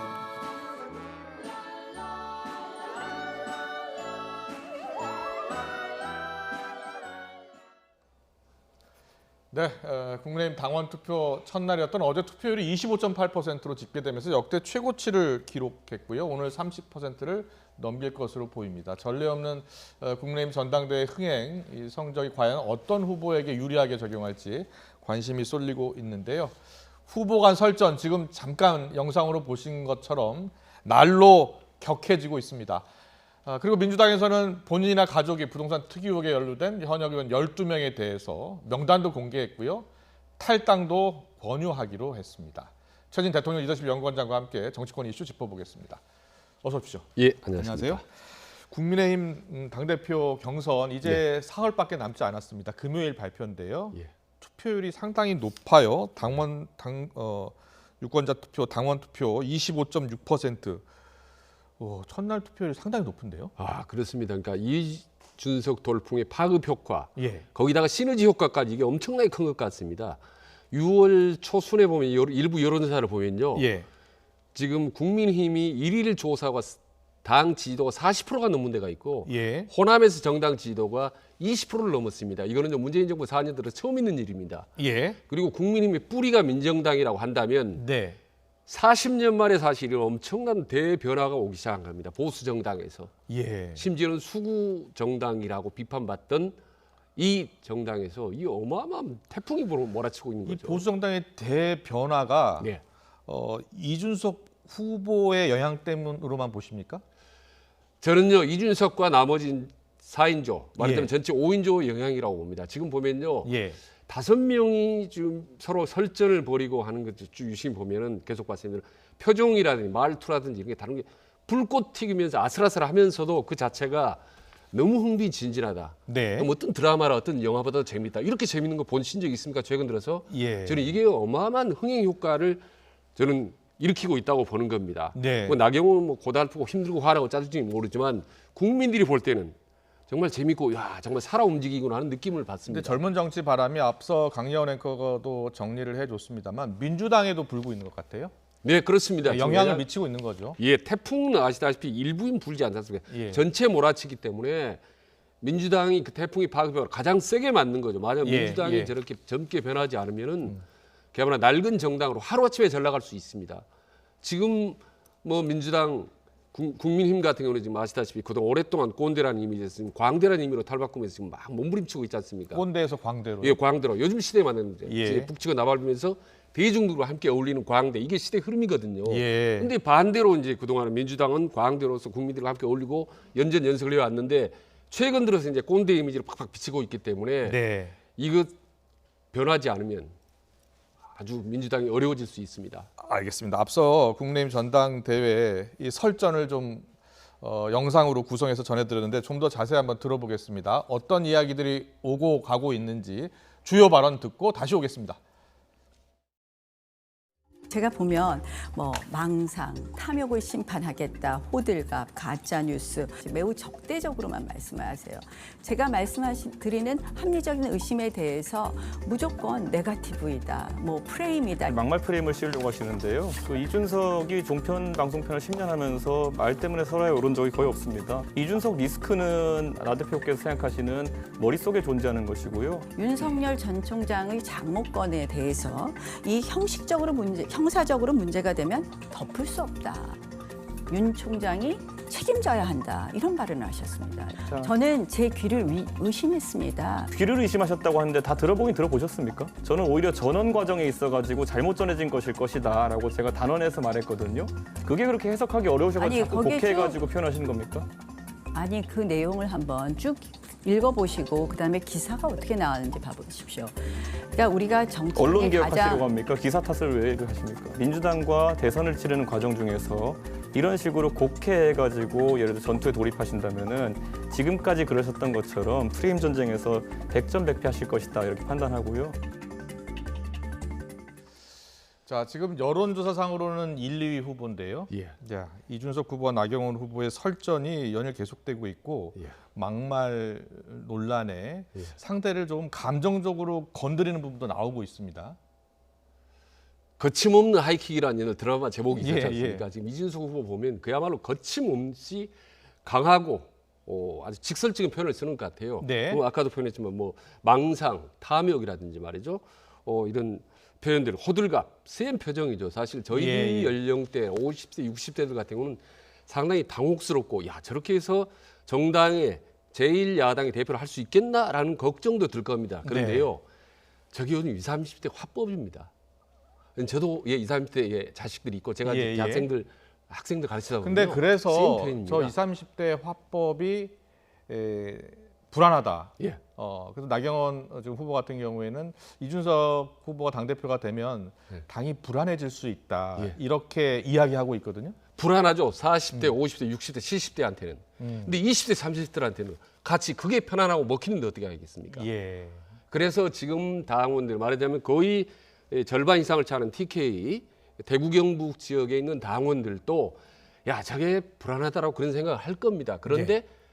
그럼에도 불구하고 만약 우리가 20, 30대 표를 끌어모으고 내년 3월 대선 때 우리가 정권을 가져올 가능성이 높다면 이런 위험 부담을 감수하겠다. 예. 이런 이제 어떤 분노와 어떤 정권 거쳐 열망이 예. 뒤섞여서 높은 지지율로 나타나고 있는 것 같습니다. 예. 저도 사실 보면은 깜짝 놀라서 저게 될까라고 불안한 마음을 갖고 있는 사실입니다. 예. 근데 저게 지금은 개인적인 대화가 아니라 좀 정당의 어떤 토론이기 때문에 저런 부분을 전부 유권자들의 당원들을 보면서 표, 전략 이 부분을 구상을 하는 것 같아요. 예, 지금 전당대회 전체 투표율이 지난 전당대회 투표율이 25.6이었는데 지금 첫날이 25.8입니다. 네. 투표율이 뭐 50% 이상이 될 것으로 지금 보고 있어요. 예. 그런데 당심이 70% 반영되지 않습니까? 이 높은 투표율이 과연 누구에게 유리할 것이냐. 일단 나경원 후보는 본인에게 유리할 것이다 이렇게 보고 있거든요. 어떻게 전망하세요? 그게 이제 일반적으로 나경원 후보 그리고 이제 주호영 후보는 또 지역이 그쪽 영남 지역이기 때문에 두 후보에 유리하다라는 게 일반론적인 평가인데요. 지금 경선이나 여론조사 흘러가는 걸 보면은 당심을 보면 일반론적인 예측과는 완전히 어긋나가고 있지 않습니까? 특히 대구 경북의 당원들 입장에서 상당히 이준석 지금 후보가 상당히 높게 나오고 있습니다. 그런 점에서 저는 막상 투표를 열어보면 물론 대구 경북 지역에서 고연령층에서 일부 이준석에 대한 견제 심리가 나올 거라고 봅니다. 표는 줄어들 거라고 보지만 과연 지금 이 큰 흐름 이준석 돌풍을 뒤엎을 정도로 과연 위력을 발휘할 수 있을 건지는 지금으로서는 좀 상당히 쉽지 않다고 최근 봅니다. 여론조사, 특히 국민의힘 지지층 여론조사에서도 이준석 후보가 지금 1위를 달리고 있는 것으로 나타나니까요. 많은 전문가들이 대구 경북 TK 지역에서도 전략적 투표를 하고 있는 것 아니냐.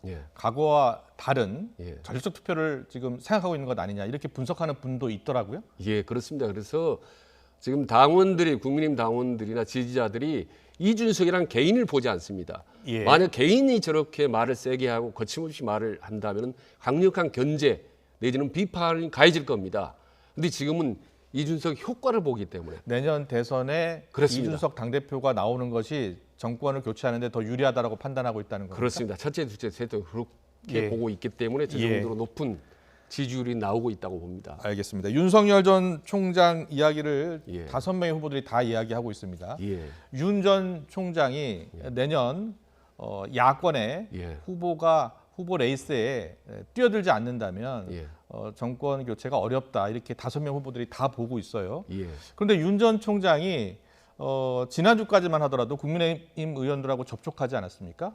그리고 국민의힘에 입당할 것처럼 그런 여러 이야기가 전해졌었는데 요 며칠 상간으로는 좀 거리를 두는 모습이 나타나고 있어요. 어떻게 보세요? 저는 아마도 최근 들어 상당히 여기저기 윤석열 총장에게 항의하는 전화나 문자를 받았을 거라고 봅니다. 막상 국민힘으로 가는 것이 기정사실화되는 것을 보이기 때문에 중도층에서는 상당히 거기에 대한 어필, 불만이나 이런 부분들이 가해졌을 거라고 보고 그래서 지금 그렇지 않아도 여론조사 1위를 다리고 있는 마당에 윤석열 총장이 굳이 지금 일찌감치 국민의힘으로 기정사실화할 필요가 있겠느냐라고 보는 거죠. 그래서 언제쯤 그러면 일단 윤석열 전 총장이 등판할 것으로 보십니까? 국민의힘에 만약 입당한다면 입당하기 전에 언제쯤 이게 등판할 것으로 보십니까? 지금 3월 초에 이미 이제 그만두지 않습니까? 정착중대 사의라고 나왔기 때문에 거의 지금 3개월째 접어들고 있는데 저는 일단 6월 11일 전당이 끝난 6월 중순 정도면 입당과는 상관없이 본인의 기본적인 비전과 최소한의 몇몇 어떤 사람과 함께 하겠다는 이 정도는 보여줘야 될 거라고 봅니다.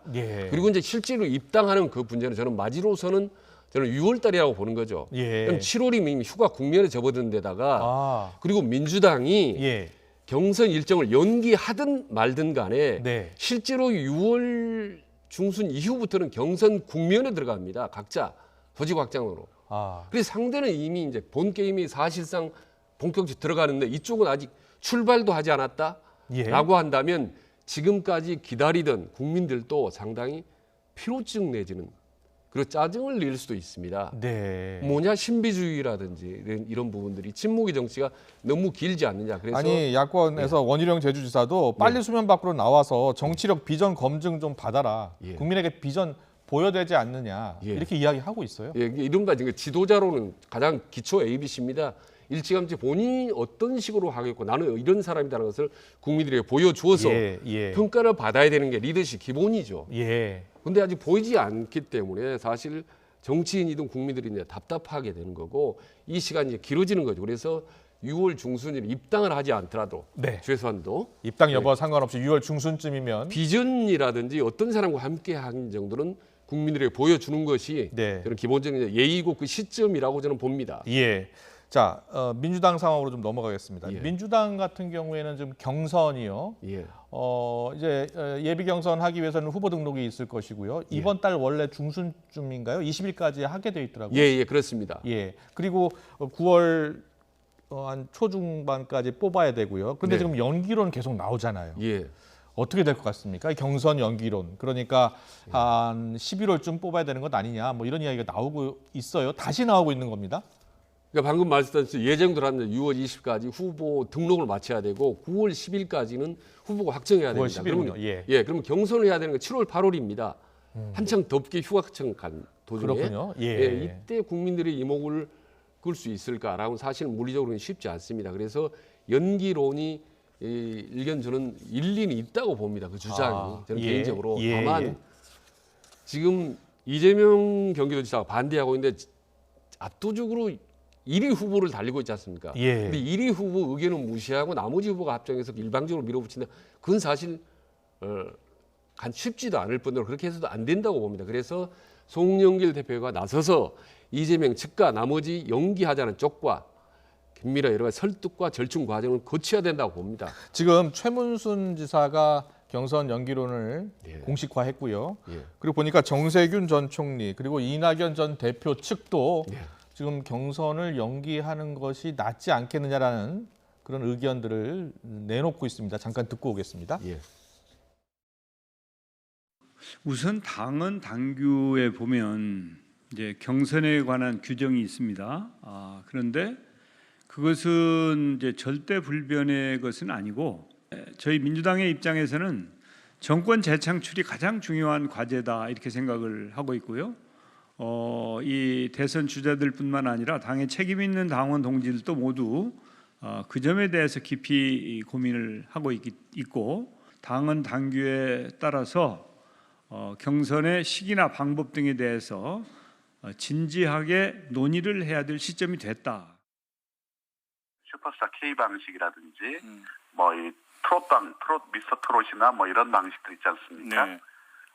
이 리그전 또는 토너먼트를 통해서 이 역동성을 높이고 그리고 국민들에게 흥미를 유발할 수 있는 그런 시스템이 빨리 도입이 돼야 되고 그런 이 시스템이 도입되기 위해서 필요하다면 경선의 시기도 저는 조정할 수 있다 이렇게 보고 있는 겁니다. 네, 당내에서 여러 의견들이 있어 왔는데 이제 수면 위로 올라오고 있습니다. 근데 이재명 지사 측은 지금 반대하고 있고요. 이재명 지사 같은 경우에 가끔 여론조사 지금 1위를 달리고 있는데 여권 내에서 이재명 지사가 반대한다면 연기하기 어려운 거 아닙니까? 한판 승부가 좀 불가피하다고 충돌이 보세요. 불가피할 충돌이 것으로. 불가피하다고. 지금 이재명 경기도지사를 제외하고 나머지 모든 후보들이 사실 경선 연기를 주장한다고 해도 과언이 아닙니다. 네, 지금 뭐 현재 수준으로 봤을 땐 지지율이 상대적으로 큰 차이로 지고 있으니까. 그리고 이제 언론에 나와서 이렇게 부드럽게 말씀하시는 이상으로 실제로는 다른 후보진이 훨씬 더 강도 높게 연기를 주장합니다. 그렇군요. 아주 세게. 그리고 어떤 후보들은 연기가 될 걸로 기정사실화하고 있는 후보 진영도 꽤 있고요. 그렇습니까? 다섯 개 많은 그 정도입니다. 그렇기 때문에 양측이 충돌이 불가피하고 이 과정에서 송영길 대표의 역할이 아주 중요하죠. 그렇군요. 다행히 송영길 대표가 이재명 지사하고 좀 가깝기 때문에 오히려 더 절충의 여지가 생길 수도 있는 거죠. 설득을 한다면. 예를 들면 지난번에 말씀드렸다시피 뭐 한 달 정도로 약간 미룬다든지 두 달을 미뤄야 되지 않습니까? 지금 예를 들어 한다면 거기서 중간적으로 절충을 한다든지 해야 되는 건데 이재명 지사가 압도적인 1위를 달리고 있는데 굳이 본인이 연기하려고 하지 않겠습니까? 어느 후보도 그러지 않겠습니까?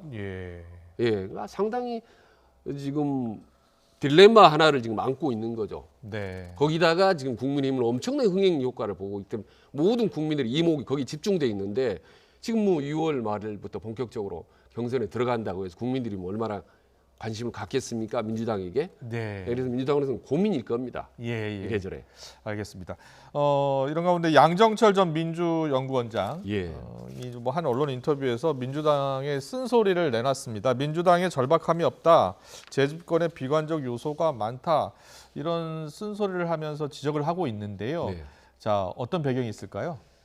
저는 상당히 좀 현실을 직시한 것 같습니다. 제대로 본 것 같고요.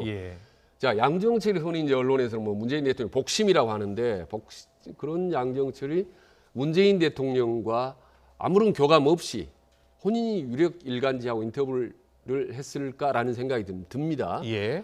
그런 점에서 현실 직시를 했지만 다분히 전략적 의도도 담겨 있다고 봅니다. 지금 예. 국민은 저렇게 흥행 효과를 크게 보고 있는데 우리 민주당이 이렇게 하면 되겠는가라고 네. 해서 민주당 의원들을 향해서 자, 분발합시다. 우리도 변합시다라는 강력한 변화의 메시지라고 봅니다. 네. 지금 메시지 던질 사람 없지 않습니까, 사실. 네. 송영길 대표도 그렇고 애매모호하고 대통령도 애매모호하고 그래서 양정철 의원이 청와대의 어떤 심중을 대신해서 메시지를 던진 게 아닌가. 다만 지금 능숙한 아마추어라는 표현이 저는 상당히 좀 눈에 들어오는데 저는 상당히 좀 감정이 담겨 있는 것 같아요. 저 말이 겉만 번지를 하고 폼 잡는데 실제로는 실력이 없는 사람.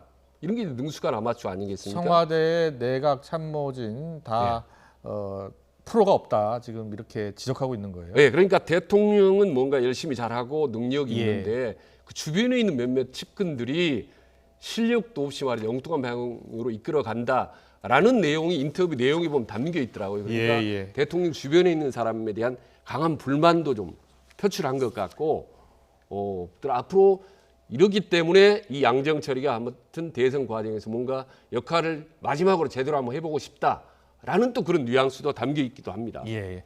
그 앞서 민주당 대선 후보 경선 연기와 관련해서 연기 논란 관련해서 송영길 대표의 역할이 상당히 중요하다 이렇게 이야기하셨잖아요. 그런데 어제 권익위에서 부동산 투기 의혹 조사 민주당 의원들 전수조사에서 12명의 의혹 있는 민주당 의원들 12명의 명단을 오늘 발표를 했고요. 그리고 탈당을 권유하기로 했습니다. 상당히 신속한 조치거든요. 이번 조치에 대해서는 어떻게 평가하세요? 저는 뭐 깜짝 놀랐습니다. 아마 보통 사람도 놀랐을 겁니다. 저 정도로까지 고강도의 처방을 내놓을 줄은 몰랐을 거라고 봅니다. 왜냐하면 지금 12고비처럼 지금 송영길 대표가 몇 가지 고비를 넘으면 첫 번째가 이제 장관 3명. 그렇게 할 때도 이제 본인 의견을 제해서 한 명을 이제 한 명 낙마했죠. 조국책 냈을 때도 두 번째로 이제 사과를 했는데 이번에는 상당히 큰 결단을 좀 내린 것 같아요. 12명 전체에 대해서 일단 탈당을 권유를 했지 않습니까? 이거는 그야말로 이른바 송영길 리더십의 승부수 비슷하게 하나 던진 것 같습니다. 문제는 12명이 이를테면 저중에 우상호 의원 같은 상당히 중진도 포함되어 있는데 전부 다 12명 그걸 순순하게 승복을 할 것인지 그게 이제 하나 관건이고요. 또 하나는 이후에 12명의 강력한 탈당을 권유했다는 건 이후로 국민의힘에게 강력한 압박을 가할 겁니다. 그렇겠죠. 이미 지금 기자회견 그 얘기를 했지 않습니까? 우리는 이렇게 했는데 고강도로 했는데 국민의힘 너희들은 어떻게 할 거냐. 뭔가를 보여라. 이게 이제 진짜 방점이 찍혀 있는 거죠. 근데 만약에 국민의힘이 별로 대안도 없이 흐지부지 한다면은 그야말로 이제 부동산 개혁이라든지 이런 부분에 대해서 의지가 없는 걸로 그렇군요. 지탄을 받을 수가 있죠. 그래서 새로 6월 11일 날 이제 당 대표 이후에 새로 당 대표가 과연 얼마나 민주당이 버금가는 파격적인 그런 부동산 어떤 대책을 내놓을지 궁금합니다. 전수조사에 임하는 그런 대책이 나올 수도 있겠네요. 그렇습니다. 그 부분에 대해서 지금 어느 정도냐에 따라서 또 한 번에 국민들의 평가가 좀 달라질 것 같습니다. 어쨌든 12명을 탈당 요청하다. 이 정도는 정말 아주 센 거고요. 이번에 한번 제대로 송영길 대표가 뭔가를 한번 보여준 것 같습니다. 알겠습니다. 여기까지 듣겠습니다. 오늘 정치권 이슈 최진 대통령 리더십 연구원장과 함께했습니다. 잘 들었습니다. 고맙습니다.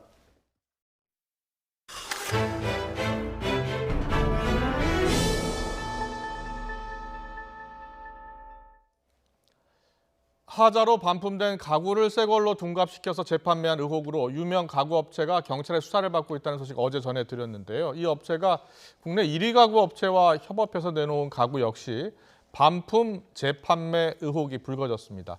두 업체 모두 의혹을 전면 부인하고 있습니다. 박희재 기자의 단독 보도입니다. 반품 가구 재판매 의혹에 휩싸인 A가구 업체가 온 오프라인에서 팔고 있는 또 다른 소파입니다. 국내 가구업계 1위 업체인 H사와 협업해 만든 제품이라고 홍보하고 있습니다.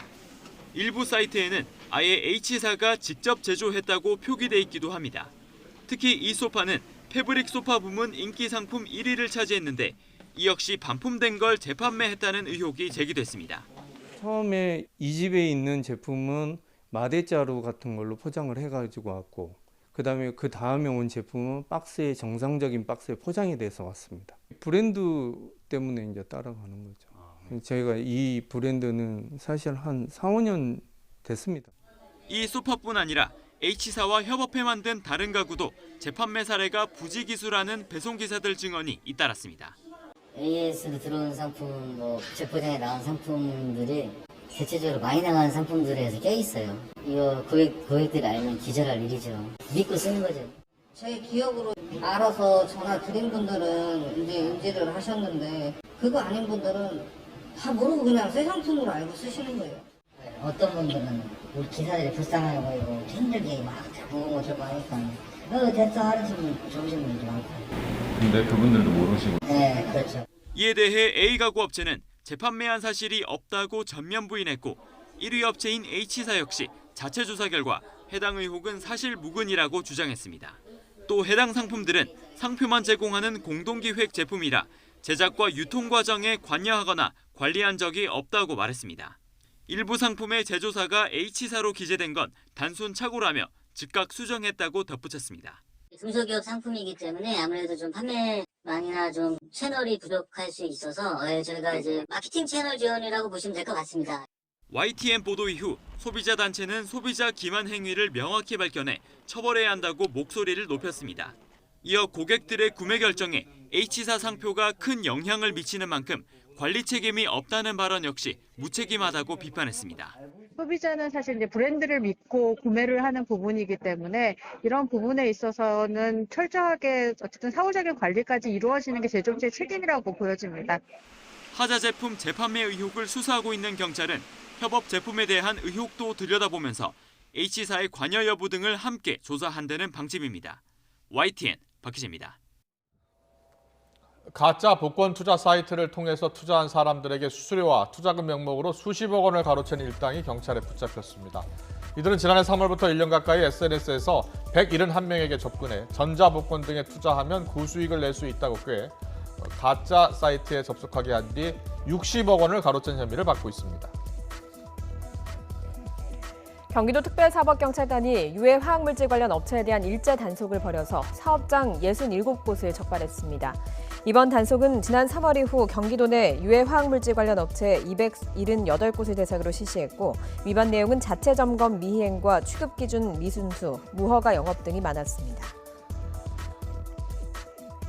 합성 스테로이드 등 전문 의약품을 헬스트레이너나 일반인에게 불법 판매한 일당이 붙잡혔습니다. A씨는 지난 2015년 4월부터 6년 가까이 텔레그램 등 SNS를 통해 12,000여 명에게 스테로이드 등 전문 의약품 18억 4천여만 원어치를 판매한 혐의를 받고 있습니다.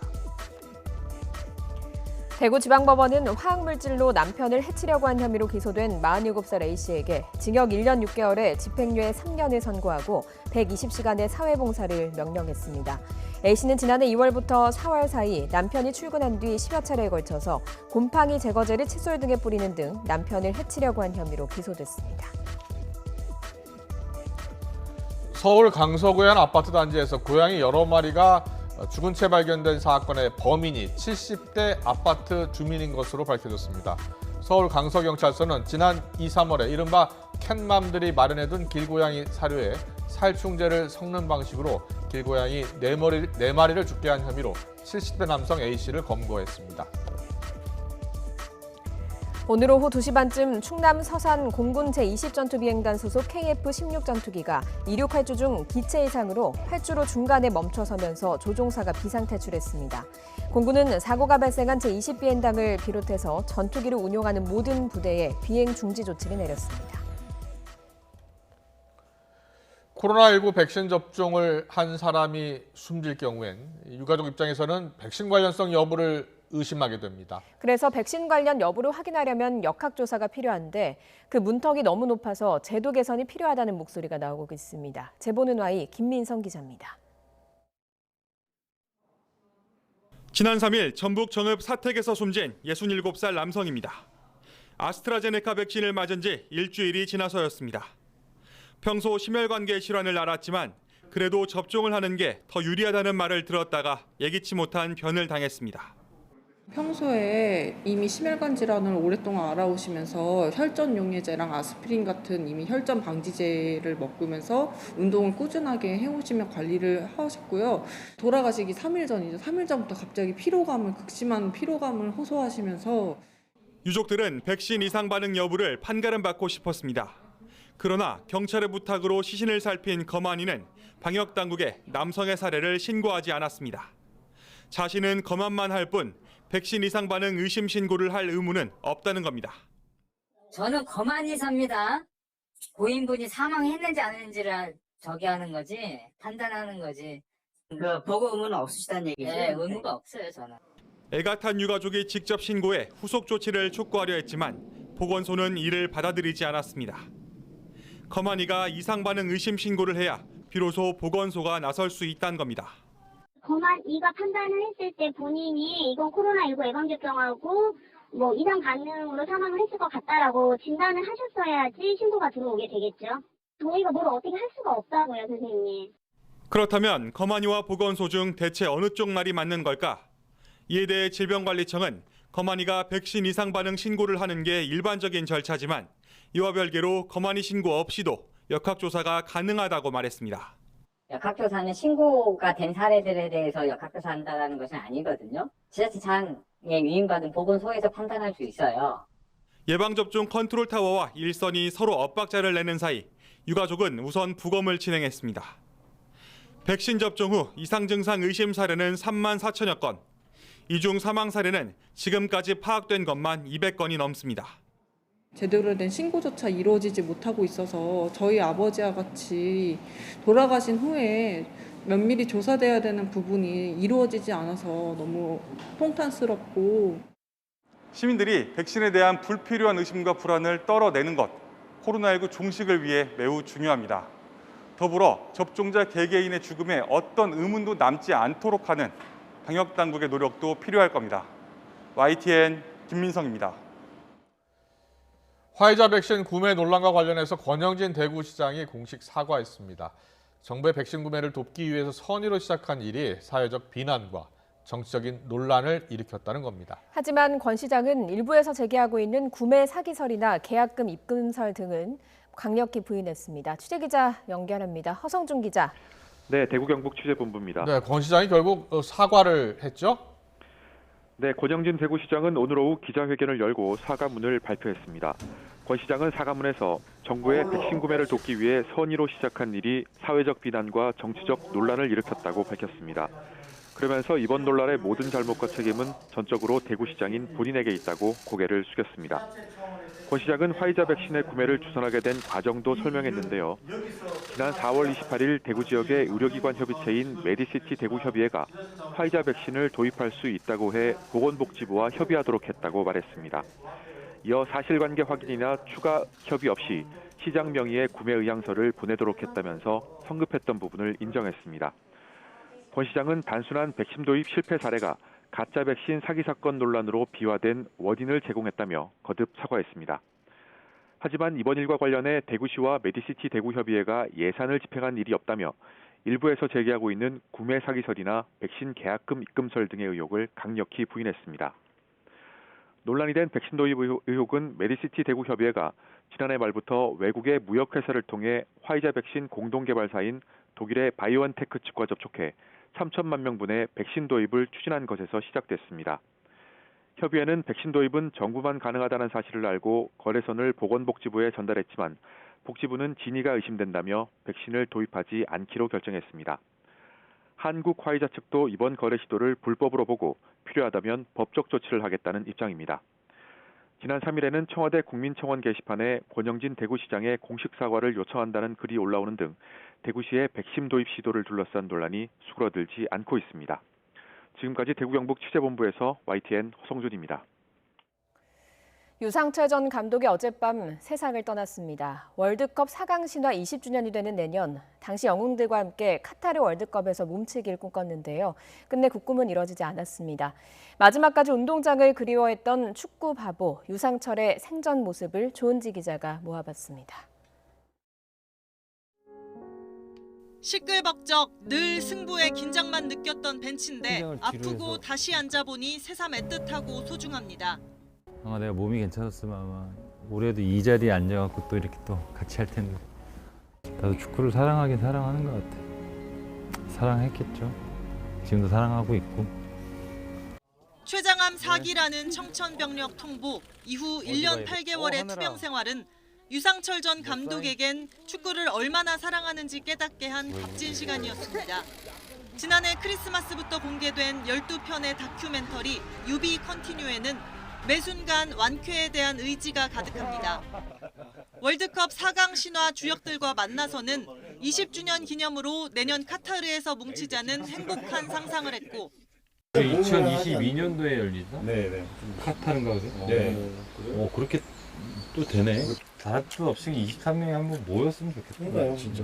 20년 딱 됐을 때 다 모여보는 거가.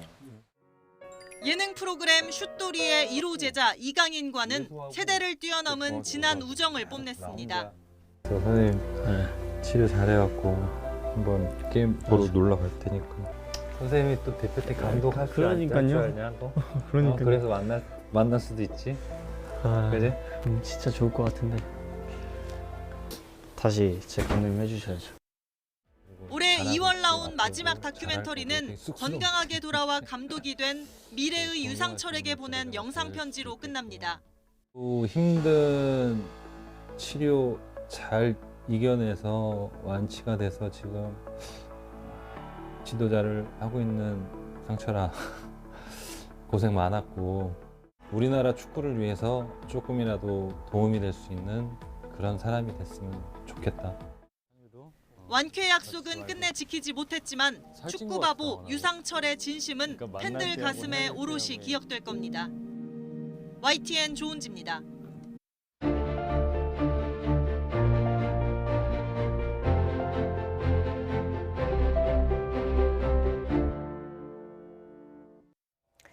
네, 다음 소식입니다. 스가 일본 총리가 도쿄올림픽에 대해서 자신은 대회를 주최하는 사람이 아니라고 밝혀서 논란이 일고 있습니다. 도쿄 이경화 특파원이 보도합니다.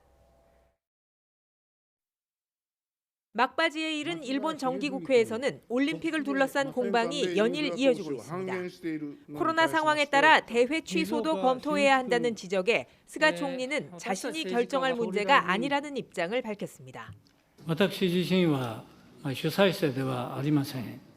東京都組織委員会、JOC、JPC、IOC、こうした中で最終 대회 개최는 IOC와 도쿄도의 계약에 따른 것이고 취소는 IOC만 할 수 있어 액면만 따지면 틀린 말은 아닙니다.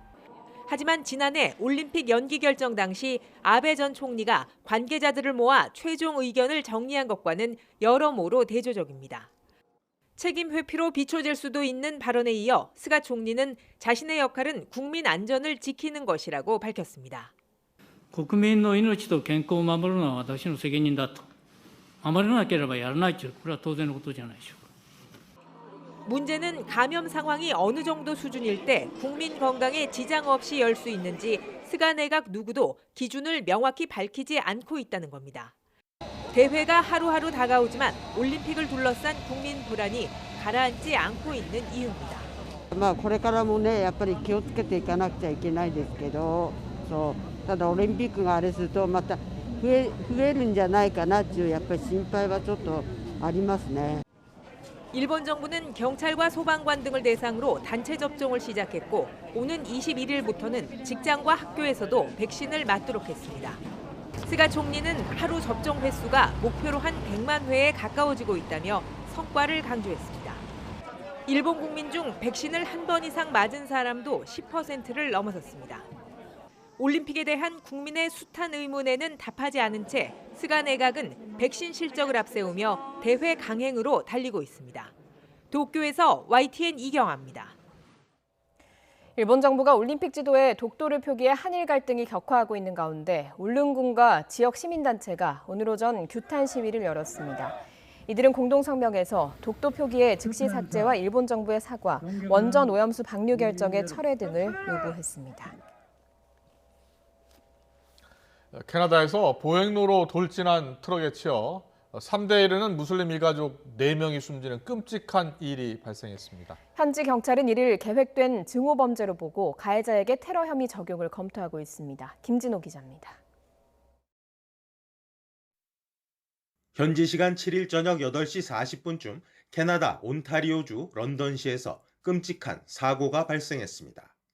차도에 있던 픽업 트럭이 갑자기 방향을 틀어 인도로 돌진해 무슬림 가족 5명을 치고 달아난 것입니다. 74세 여성, 46세 남성, 44세 여성, 15세 여성이 숨졌는데 피해자들의 지인은 숨진 사람들이 할머니, 아버지, 어머니, 10대 딸이라고 밝혔습니다. 유일한 생존자인 9살 소녀는 크게 다쳐 입원했습니다. 용의자인 20세 남성은 사건 현장으로부터 6km가량 떨어진 쇼핑센터에서 체포됐습니다. 경찰은 사건이 사전에 계획됐고 증오가 범행 동기임을 보여주는 증거가 있다고 설명했습니다. We believe that this was an intentional act and that the victims of this horrific incident were targeted. We believe the victims were targeted because of their Islamic faith. 범인에겐 일단 4건의 살인 혐의와 1건의 살인 미수 혐의가 적용됐고 경찰은 그에게 테러 혐의 적용도 검토 중입니다. 경찰은 범인이 특정 증오 집단에 속해 있는지는 아직 확실하지 않다고 전했습니다. 현지에선 희생자들을 추모하고 증오 범죄를 규탄하는 목소리가 잇따라 나왔습니다. Let me be clear. This was an act of mass murder perpetrated against Muslims, against Londoners, and rooted in unspeakable hatred. 트루도 캐나다 총리는 이슬람 혐오는 캐나다 지역사회 어디에도 설 자리가 없다며 은밀하게 퍼지는 비열한 증오를 반드시 멈춰야 한다고 말했습니다. YTN 김진호입니다. 한국마사회와 대한재활승마협회가 공동 주최하고 전 세계 재활승마인들이 학술 교류회장이 될 2021 세계 재활승마 연맹 세계대회가 개막했습니다. 재활승마는 장애를 가진 사람들에게 인지적, 신체적, 감성적 안녕을 주기 위해서 인간과 말이 함께하는 모든 활동을 의미합니다. 국내에서 최초로 열리는 이번 대회는 3박 4일간 5번의 전체 회의와 12번의 분과 회의가 온라인으로 생중계될 예정입니다. 공동조직위원장인 한국마사회 김우남 회장의 얘기 들어보겠습니다. 이 대회를 통해서 앞으로 경마에 치중되었던 우리 말산업을 힐링 승마, 재활 승마를 강화함으로써 국민의 레저 증진과 복지 증진에 적극 앞장서는 이런 계획을 만들려고 합니다.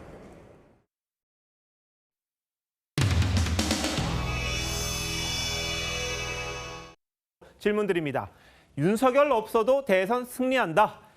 승리하면 O, 아닐 것 같다면 X.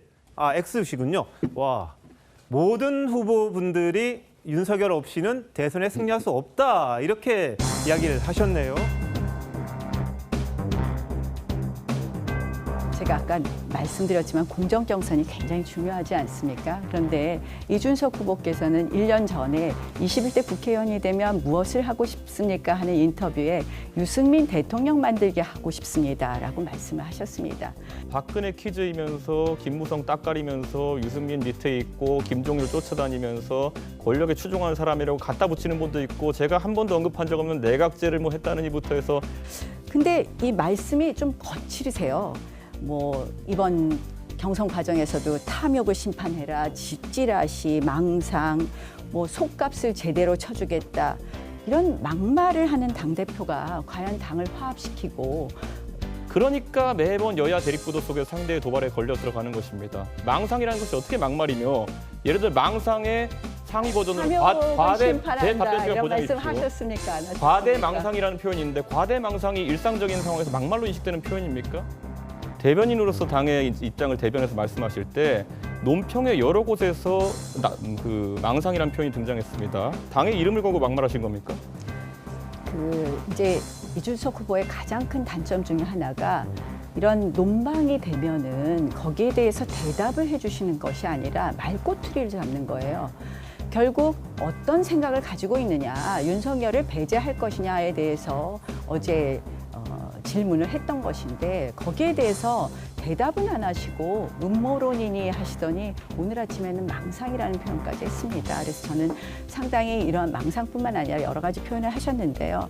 그래서 문제를 꼭 이렇게 돌리신다는 생각을 하고요. 제주도 컨트롤 생각에 답변 드리겠는데요. 예, 그리고 제가 배제한다는 말을 하지도 않았고요. 저는 모든 사람이 들어와서 공정 경선을 치러야 된다는 말을 했는데 거기에 어떤 불명확함이 있어가지고 꼬투리를 오래 잡으시는 건지 잘 모르겠고요. 같은 말이라도 야당 대변인에서 여당 공격할 때 쓸 수 있는 말하고 우리 당에서 동료 선배들하고 쓸 수 있는 말은 다르니까 그런 데 대해서는 조금 우리 나 후보의 말을 경청해 줬으면 좋겠습니다.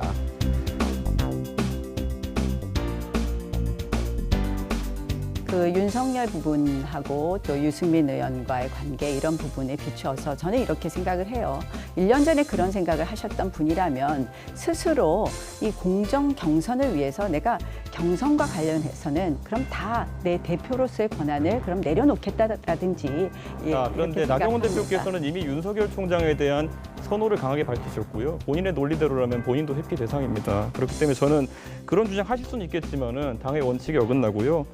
자, 그럼 2월 26일 날 나경원 대표께서는 유승민 의원에게 가가지고 서울시장 선거에서 지지 요청을 하셨습니다. 사실상 유승민 의원이 그럼 개파적인 발상을 바탕으로 해가지고 대선의 불공정을 야기할 가능성이 있다고 주장하시는 건데 본인을 도와주시는 사람한테 대해 가지고 이렇게 것입니다. 말씀하시는 이유가 뭡니까?